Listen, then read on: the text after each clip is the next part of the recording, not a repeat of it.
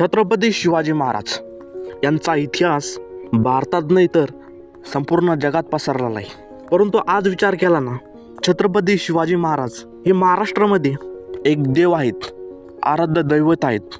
परंतु महाराष्ट्राच्या बाहेर गेलं ना, ते एक लोकल हिरो आहेत असे मला एका पोस्टनुसार कळलं। छत्रपती शिवाजी महाराज एक मॅनेजमेंट गुरु आहेत, बुद्धिमान आणि क्षत्रिय राजा आहेत। चला आपण त्यांचा काही इतिहास जाणून घेऊया। इंग्रज भारतामध्ये 16व्या शतकामध्येच येणार होते, परंतु त्यांना थांबवलं कोणी? छत्रपती शिवाजी महाराज। आज विचार करा, छत्रपती शिवाजी महाराज नसले तर भारताचा नकाशा कसा असता? दक्षिणेकडे निजामशाही, उत्तरेकडे कुतुबशाही, पश्चिमेकडे निजामशाही आणि पूर्वेकडे इंग्रज असा असता भारताचा नकाशा। परंतु त्यांना थांबवलं कोणी? छत्रपती शिवाजी महाराज।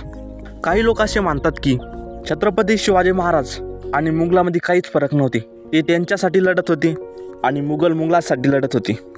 परंतु हे सर्वसार चुकीचं आहे। छत्रपती शिवाजी महाराजांनी नेहमी रयतेचा आणि जनतेचाच विचार केला, मी असे मानतो।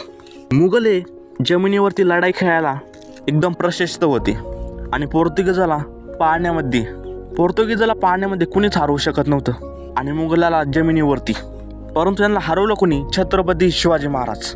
कर्नाटकमधील तिरुवण्णमलईचं मंदिर पाडून मुघलांनी मस्जिद बांधली होती, परंतु छत्रपती शिवाजी महाराजांनी पुन्हा त्या मस्जिदीला तोडून एक हिंदूचं मंदिर बांधलं। छत्रपती शिवाजी महाराज हे तशाला तसे उत्तर देत होते, त्यामुळे त्यांनी भारताचा नकाशा असा केला। छत्रपती शिवाजी महाराजांचा इतिहास हे तेवढा भारताने समजून नाही घेतला ना, तेवढा दुसऱ्यांनी समजून घेतला। हिटलर काय म्हणले? तुम्हाला स्वराज्य पाहिजे असले ना, तर छत्रपती शिवाजी महाराजसारखं लढायला शिका। छत्रपती शिवाजी महाराजांचा सर्वात मोठा दुश्मन औरंगजेब काय म्हणाला होता? हे अल्लाह, तुम्हारे जन्नत के दरवाजे खोल दो, माँ बहन के रक्षण करने वाले छत्रपती शिवाजी महाराज आ रहे। एक प्रश्न इतिहासकारांना, जे भारतात त्यांचा काही संबंध नाही, ते छत्रपती शिवाजी महाराजांची इतकी रिस्पेक्ट करतात, तर तुम्ही संपूर्ण भारतामध्ये त्यांचा इतिहास का सांगत नाही? फक्त महाराष्ट्रापुरताच का मर्यादित?